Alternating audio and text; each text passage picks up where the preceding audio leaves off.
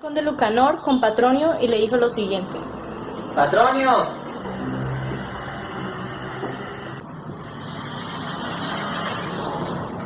Patronio, un hombre vino a pedirme que la llevara a una cena, prometiéndome que él haría para mí cuanto me fuera más provechoso y de mayor honra. Yo le empecé a ayudar en todo lo que pude, sin haber logrado aún lo que pretendía, pero se excusó. Luego volvió a pedirle su ayuda y nuevamente se negó con un pretexto y así siguió y siguió. Por la confianza que tengo en vos, ruego que me aconsejéis lo que debo hacer. Para que en este asunto hagáis lo que se debe. Mucho me gustaría que supierais lo que ocurrió a un deán de Santiago, con don Ian, el mago que vivía en Toledo. Un deán que deseaba aprender el arte de la nigromancia, y como yo decir que don Illán de Toledo era el que más sabía de aquella época, se marchó a Toledo para aprender con él aquella ciencia. Cuando llegó a Toledo, se dirigió a casa de don Illán, a quien encontró leyendo en una cámara muy apartada. Cuando lo vio entrar a su casa, don Illán lo recibió con mucha cortesía y le dijo que no quería que encontrase los motivos de su venida hasta que hubiese comido. Y para demostrarle su estima, lo acomodó muy bien, le dio todo lo necesario y hizo saber que se alegraba mucho con su venida. Quedaron solos ambos y Ian le explicó la razón de su llegada, rogándole encarecidamente a don Ian que le enseñara aquella ciencia, pues tenía deseos de conocer a fondo.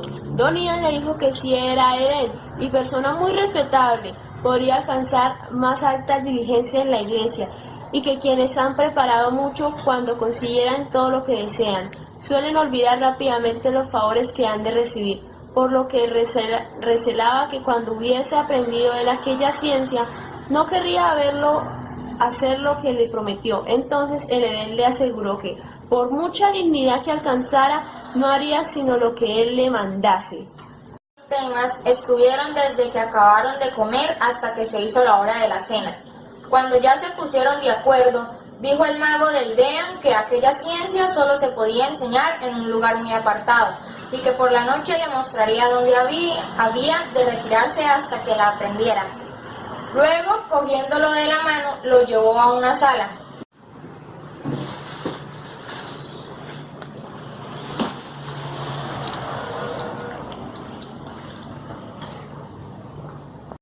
Solos, llamó a una criada a la que le pidió que le preparase unas perdices para la cena, pero que no las asara hasta que él se lo mandase. Deán. Se entraron los dos por una escalera de piedra.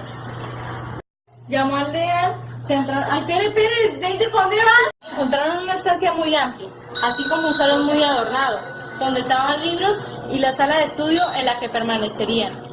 Y mientras ellos pensaban con qué libros habrían de comenzar, entraron dos hombres por la puerta y dieron al deán una carta de su tío, el arzobispo, en la que le comunicaba que estaba enfermo y que rápidamente fuese a verlo, si deseaba llegar antes de su muerte. Al deán, esta noticia le causó gran pesar, no solo por la grave situación de su tío, sino también porque pensó que habría de abandonar aquellos estudios apenas iniciados, pero decidió no dejarlos tan pronto, y envió una carta a su tío como respuesta que le habían recibido.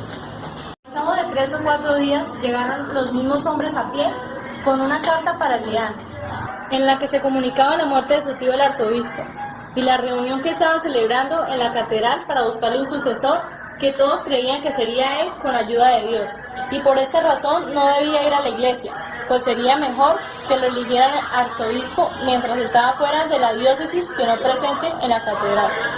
Días vinieron 2 escuderos con armas y caballos, y cuando llegaron al deán, le besaron la mano y le enseñaron las cartas donde decían que había sido elegido arzobispo.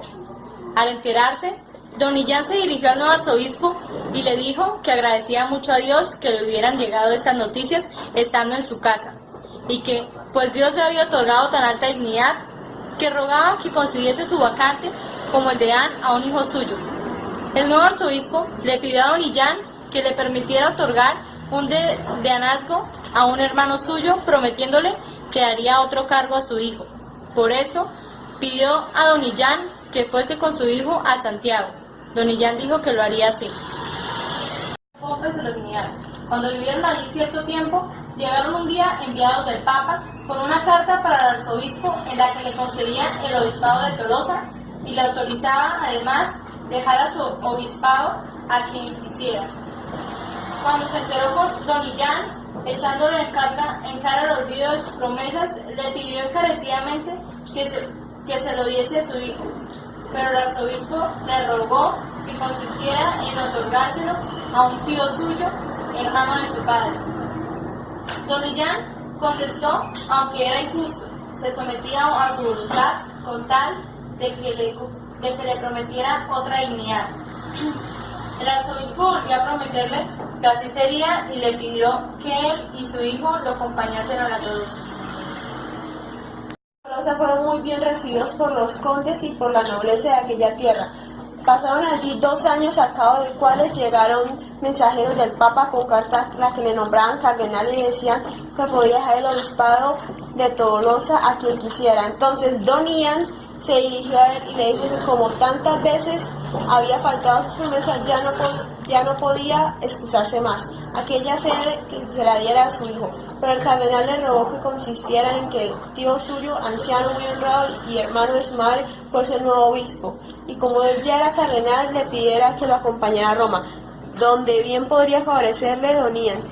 Don Ian se quejó mucho, pero accedió al ruego del nuevo cardenal y partieron a la corte de Roma.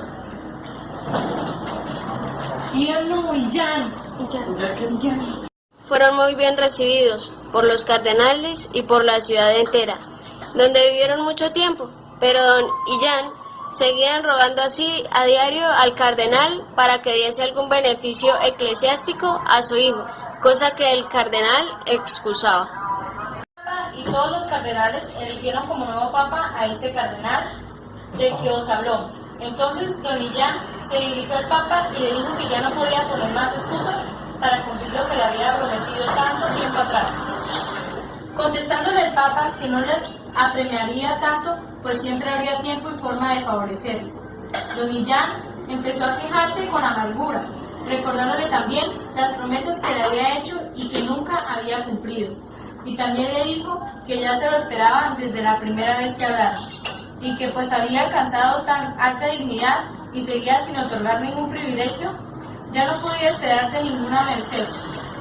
El Papa, cuando yo hablara así a don Illán, se enfadó mucho y le contestó que si seguía insistiendo, le haría encarcelar por hereje y por mago, pues bien sabía él que era el Papa, como en Toledo, todos le tenían por sabio nigromante y que había practicado la magia durante toda su vida. Pobre recompensa recibía del Papa, a pasar de cuanto había hecho, se despidió de él sin ni siquiera quiso dar comida para el camino. Don Illán entonces le dijo al Papa que como no tenía nada para comer, habría de echar mano a las perdices que había mandado asar la noche que él llegó, y así llamó a su criada y mandó que asase las perdices. Illán dijo esto, se encontró al Papa en Toledo, como de Santiago, y tal como estaba cuando allí llegó, siendo tan grande su vergüenza que no supo qué decir para disculparse. Don Illán lo miró y le dijo que bien podría marcharse, pues ya había comprobado lo que podía esperar de él y que daría por mal empleadas las perdices si lo invitase a comer. Claro, pues veis que a las personas a quien tanto habéis ayudado no os agradecéis, no debéis esforzaros por él ni seguir ayudándole, pues podéis esperar el mismo tanto que recibió don Ian de aquel de Santiago,